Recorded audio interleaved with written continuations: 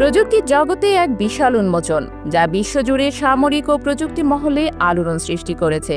প্রথমবারের মতো চীন তাদের ষষ্ঠ প্রজন্মের অত্যন্ত ভারী স্টিলথ কৌশলগত জেট বিমান J-36 এর সম্মুখভাগের ছবি প্রকাশ করেছে। দ্য ওয়ার জোনে প্রকাশিত এই ছবিগুলোতেই প্রথমবার বিশ্বের সামনে আসে চীনের এই অত্যাধুনিক যুদ্ধ বিমান। দীর্ঘদিন ধরে এর অস্তিত্ব নিয়ে জল্পনা থাকলেও এই ছবিগুলো তার নকশা এবং প্রযুক্তিগত সক্ষমতার একটি স্পষ্ট চিত্র তুলে ধরেছে।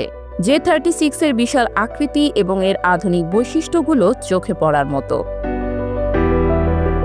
দ্য ওয়ার জোনের বিশ্লেষণ অনুযায়ী J-36 এ একটি বিশাল এবং চওড়া বাবল ক্যানোপি রয়েছে, যা F-111 এবং Su-34 বিমানের মতোই দুইজন ক্রুকে পাশাপাশি বসার সুবিধা দেবে।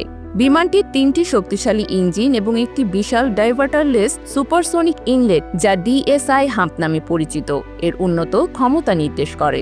এই প্রযুক্তিগত উদ্ভাবনগুলো বিমানটিকে উচ্চ গতিতে এবং নির্ভুলভাবে লক্ষ্যবস্তুতে আঘাত হানতে সক্ষম করবে। এর F-22 এর মতো ট্র্যাপিজয়েডাল এয়ার ইনলেট এবং বিশাল ইলেকট্রো অপটিক্যাল উইন্ডো এর উন্নত সেন্সর ক্ষমতার ইঙ্গিত দেয়। একই সঙ্গে চীনের সবচেয়ে বড় যুদ্ধ বিমান প্রস্তুতকারী প্রতিষ্ঠান শেনিয়াংয়ের তৈরি আরও একটি ষষ্ঠ প্রজন্মের যুদ্ধ বিমান, যা JXDS বা J-50 নামে পরিচিত, তারও স্পষ্ট ছবি প্রকাশিত হয়েছে। দ্য ওয়ার জোন রিপোর্ট বলছে এই বিমানটিতে উন্নত অস্ত্রের উপসাগর এবং F-22 এর মতো নজল কনফিগারেশন রয়েছে। এর অন্যান্য সুইভেলিং উইং টিপ কন্ট্রোল সারফেসগুলো এর ব্যতিক্রমী ওড়ার ক্ষমতা প্রদর্শন করে। প্রযুক্তির এই অভাবনীয় অগ্রগতির পেছনে লুকিয়ে আছে এক গভীর উদ্বেগ।